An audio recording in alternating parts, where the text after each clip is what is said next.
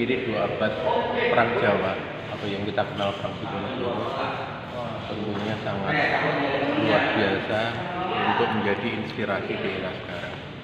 Kita kenal tokoh penting Diponegoro adalah orang yang begitu satu tekun, militan, dan juga meyakini akan ajaran-ajaran agama khususnya dan juga ajaran-ajaran orang Jawa pada masa lalu.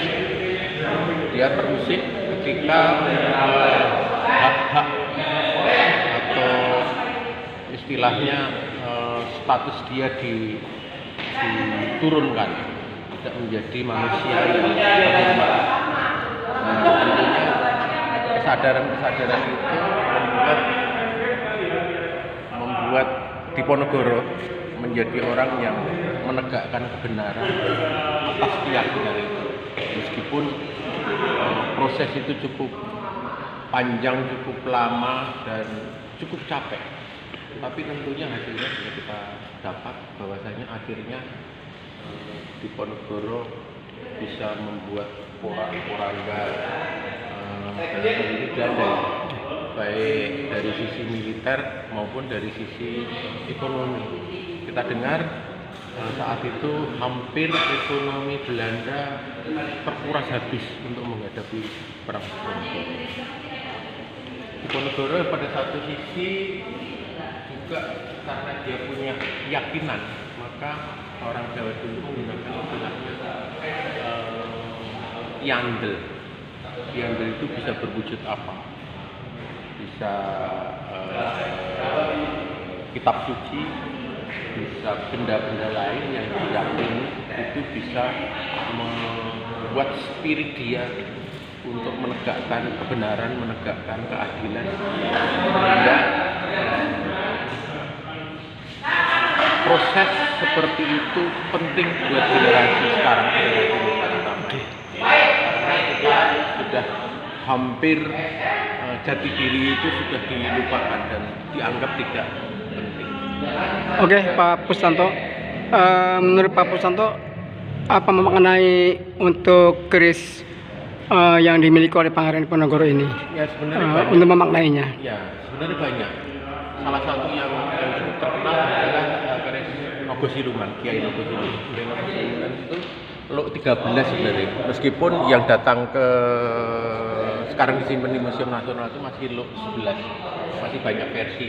Tapi yang jelas Nogosiluman itu selalu menggambarkan ada sesuatu di badannya ular itu ada yang diumpetkan, jadi istilahnya jadi siluman.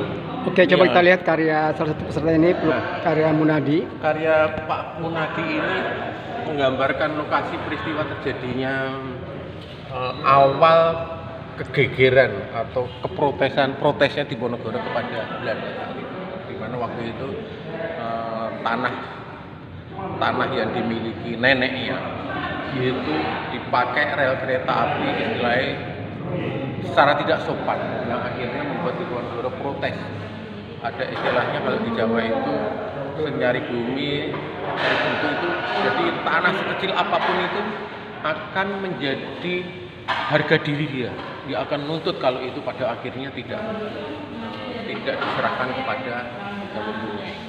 Jadi inilah yang sebenarnya awal mula menegakkan, karena dia sudah menimbun dendam, menimbun perilaku Belanda waktu itu sebagai penjajah yang sudah istilahnya tidak atau mengabaikan harga diri, mengabaikan sesuatu kebenaran yang harus dijalankan.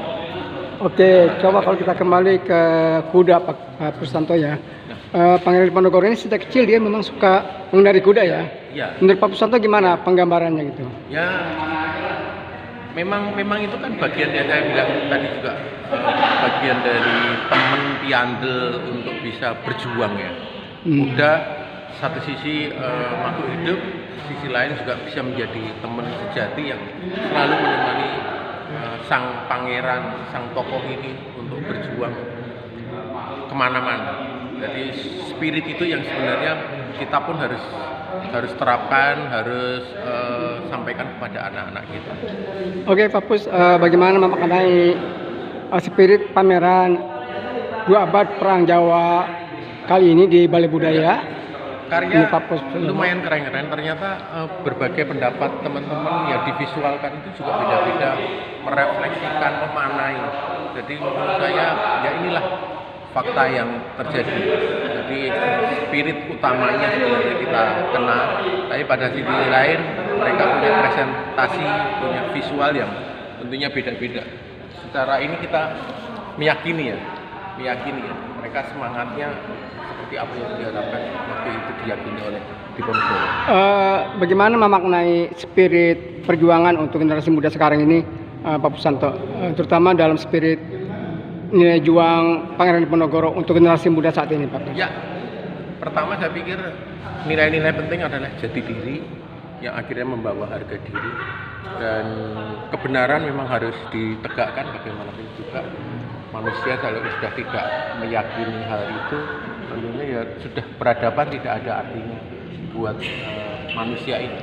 Maka pentingnya menegakkan harga diri, menegakkan kebenaran, keyakinan untuk menegakkan itu selalu dia bangun dan dalam diri dia, sekaligus juga anak buah yang mereka ajak untuk berjuang pada saat ini. Nah, ini penting buat kita semua, semuanya itu harus berjuang, yakin supaya kedepannya apa yang dia inginkan itu sukses akhirnya.